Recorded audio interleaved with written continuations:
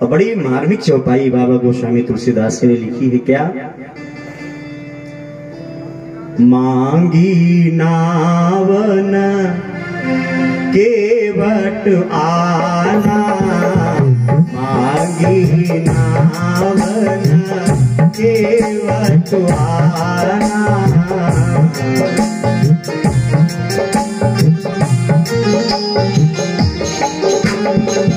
मांगी नावन केवट आना,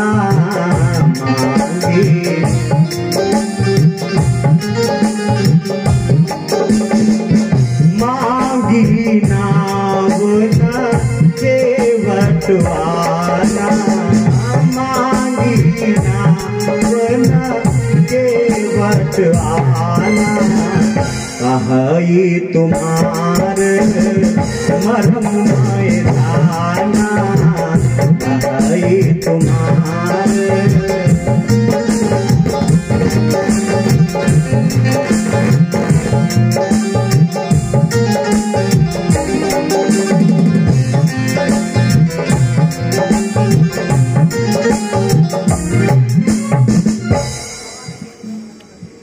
गोस्वामी तुलसीदास जी वर्णन करते हुए कहते हैं, बहुत प्यारी चौपाई है, अक्सर सब लोग इसे बड़े प्रेम से गाते हैं।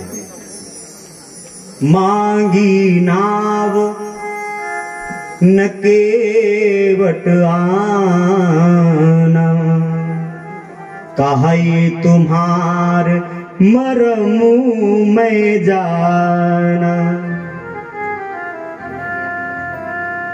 अब प्रश्न बनता है कि नाव किसने मांगी?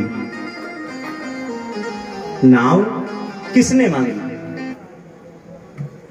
और यदि किसी ने नाव मांगी नहीं तो गोस्वामी जी ने मांगी शब्द लिखा क्यों? क्यों भैया? इसका मतलब किसी ने नाव जरूर मांगी, तभी तो गोस्वामी तुलसीदास जी ने लिखा मांगी नाव। किसने नाव मांगी? तो भैया ये वही व्यक्ति बता सकता है जो वहां पर मौजूद हो, वही व्यक्ति तो बता सकता है। क्यों भैया? अब ऐसे व्यक्ति को मानस जी में आप ढूंढिए जो गवाही दे सके कि राम जी ने नाव मांगी है कि नहीं मांगी।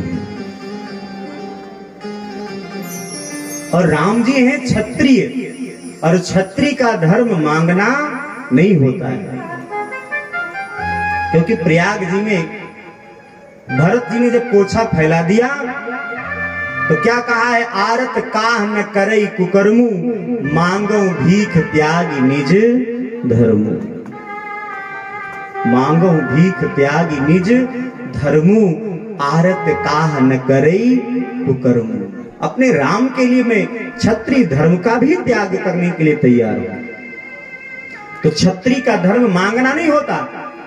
ए भैया, मांगना तो ब्राह्मण लोग जानते हैं, क्षत्रिय का धर्म मांगना नहीं है। तो राम जी ने नाव मांगी कि नहीं मांगी? तो विद्वान लोग क्या करते हैं, खूब इस चौपाई में कामा लगा लगा के इसका अर्थ समझाते हैं। बोले मांगी नाव, राम जी ने नाव मांगी, और न केवट आना, केवट नहीं आया।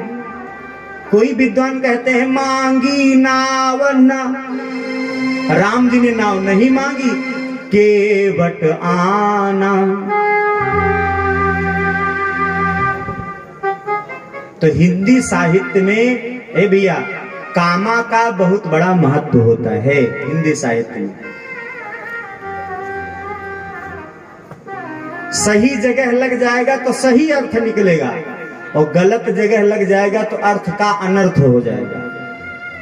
जैसे गोस्वामी तुलसीदास जी किष्किंधा कांड में कहते हैं भैया कि सुखी मीन जे नीर अगाधा, जिमी हरि शरण नए को बाधा। मछली गहरे पानी में, गहरे जल में क्या है? बोले सुखी है। और एक तरफ दूसरी जगह गोस्वामी जी ने क्या कहा?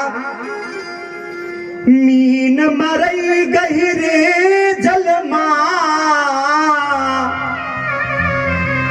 कबहू न मरे जल के बिलगाए, ओ पाप करे सुतरे तुलसी,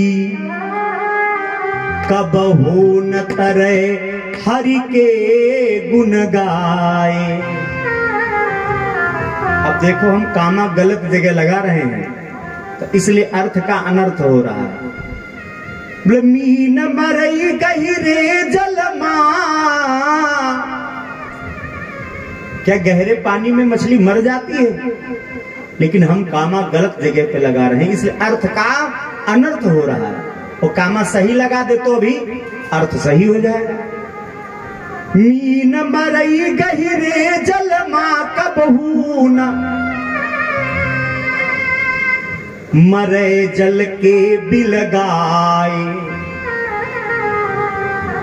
और पाप करे सुतरे तुलसी, कबहू न तरे हरि के गुण गाए।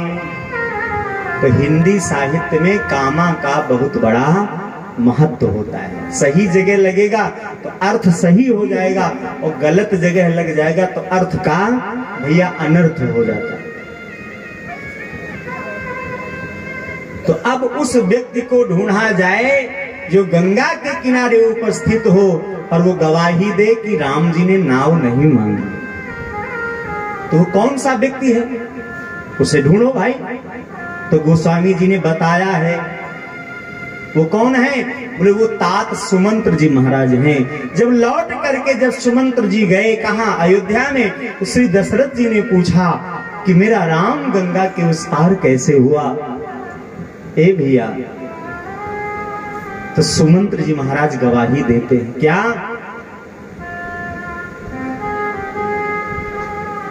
राम सखा तब नाव मंगाई, सियहि चढ़ाई चढ़े रघुराई। राम सखा तब नाव मंगाई, सियहि चढ़ाई चढ़े रघुराई।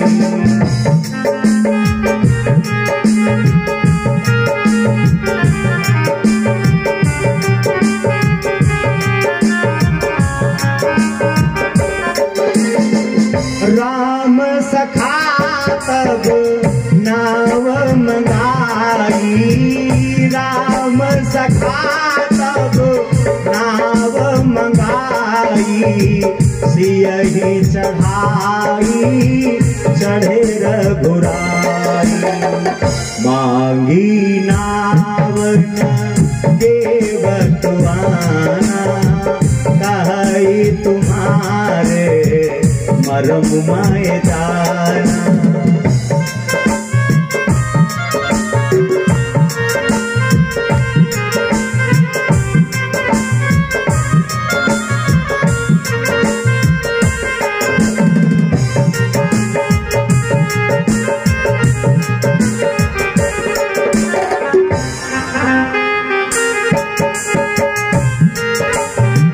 जय हो।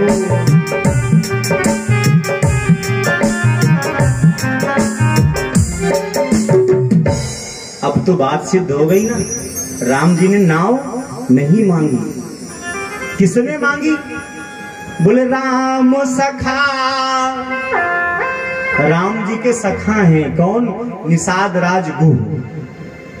तब नाव मंगाई, सियहि चढ़ाई चढ़े रघुराई।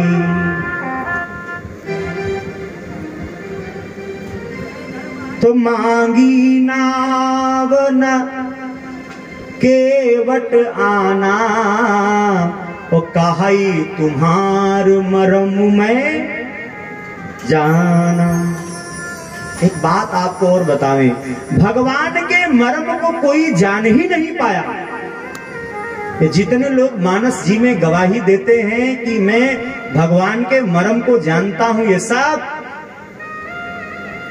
भगवान के मर्म को ब्रह्मा जी नहीं जान पाए, विष्णु जी नहीं जान पाए, शंकर जी नहीं जान पाए तो साधारण व्यक्ति की क्या औकात है।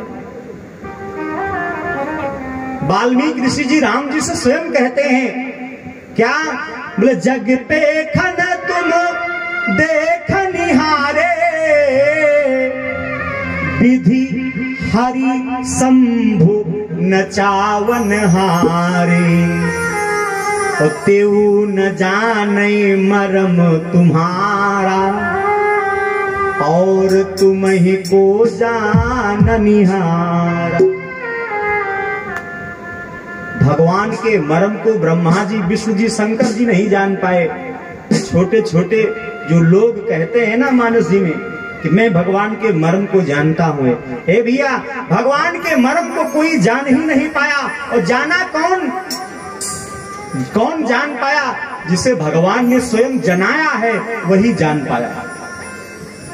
सोई जानई जेहि देवो जनाई, सोई जानई जेहि देवो जनाई, जानत तुम ही होई दाई, सोई जान।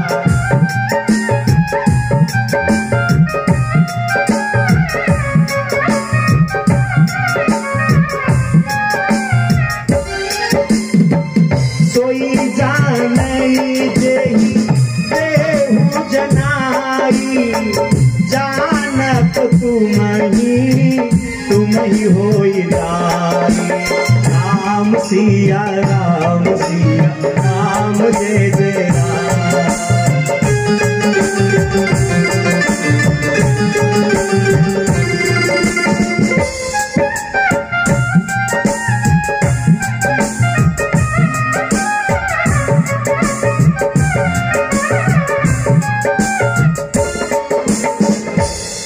भगवान के मर्म को कोई जान ही नहीं पाया है, फिर ये केवट कैसे कह रहा काहे तुम्हारा मर्म में जाना।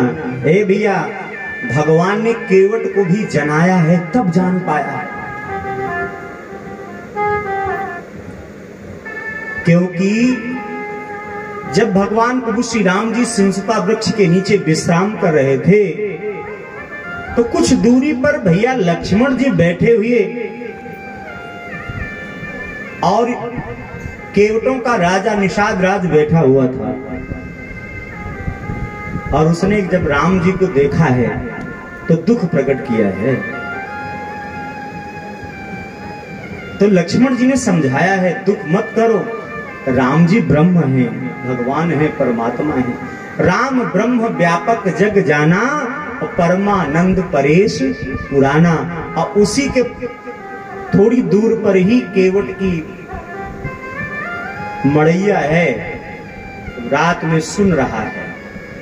तो इसीलिए कहता है काहे तुम्हारा मर्म में जाना, मैं तुम्हारा मर्म जानता हूं कि आप क्या हैं, आप भगवान हैं। और मर्म क्या है? बोले चरण कमल रज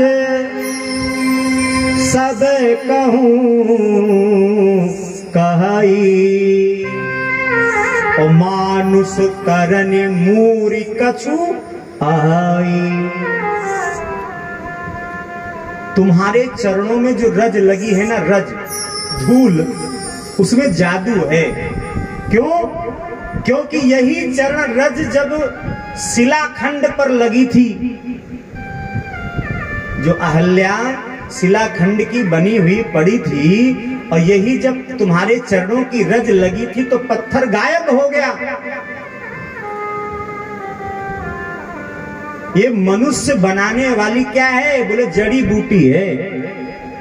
चरण रज लग गई, पत्थर गायब, सुंदर अहिल्या प्रकट हो गई। तो कहते हैं क्या? छुअत शिला भई नारी सुहाई, पाहन तेन काठी कठिनाई।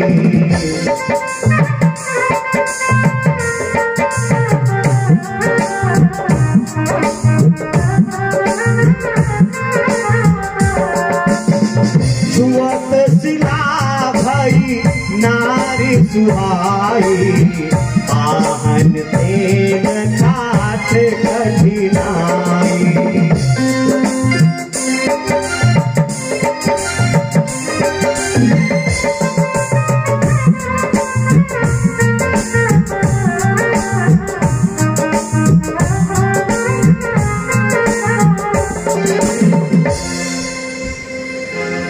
चरणों की रज लगी, शिला क्या बन गई?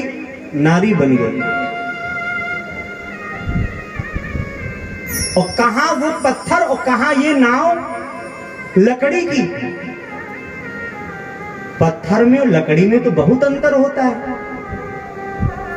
और रही बात, मेरी नाव तो सदैव जल में पड़ी रहती है।